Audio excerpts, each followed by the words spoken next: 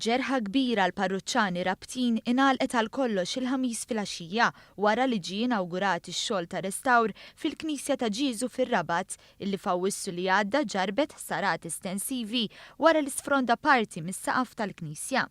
Ix-xogħol ta' restawr sar f'190 jum mindu rabtin qamu maħsuda bit-tiġrif tal-knisja fl-għodwa ta' 23 ta' Awwissu.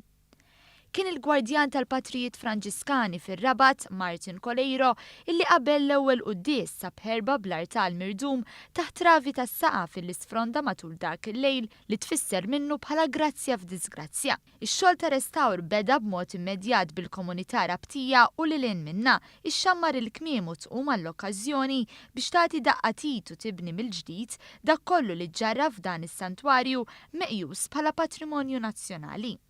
Dan kollu ġie ċelebrat b'qudiesa solenni li matula saret iċ-ċelebrazzjoni tal-konsagrazzjoni tal-altar il-ġdid u l-inawgurazzjoni tal-presbiterju u l-pittura tal-parti tas-saqaf illi ġarfet. Kienu bosta dawk li attendew biħġarhom għal din iċ-ċelebrazzjoni tant mistennija, b'mod partikolari parruċċani rabtin illi ma nesprimew is-sodisfazzjon għax-xogħol li sar. Sar xogħol kbir, il-pittura tajba, l-artar sabiħ, kollox jagħmel funzjonabbli ma' din il-knisja. Din hija knisja ġawra.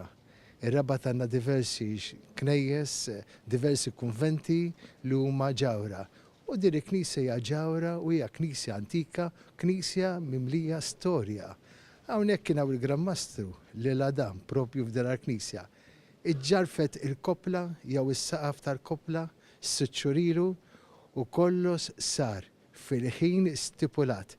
Dan kollu juri il-ħeġġa, ir-rieda ta' dawn hawnhekk involuti f'din il-knisja. Għalina huwa ferħ u sodisfazzjoni llum wara dawn is-sitt xhur li għaddew pratikament dakinhar għalina jisna tlifna parti minnha.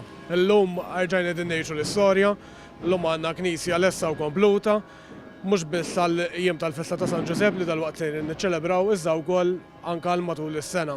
L-inawgurazzjoni saret mill-Isqof ta' Għawdex Mario Grek li fl-omelija tiegħu saħaq fuq l-importanza li l-insara jżommu f'moħħhom li l-mejda tal-Ewkaristija toħloq spazju għal kulħadd.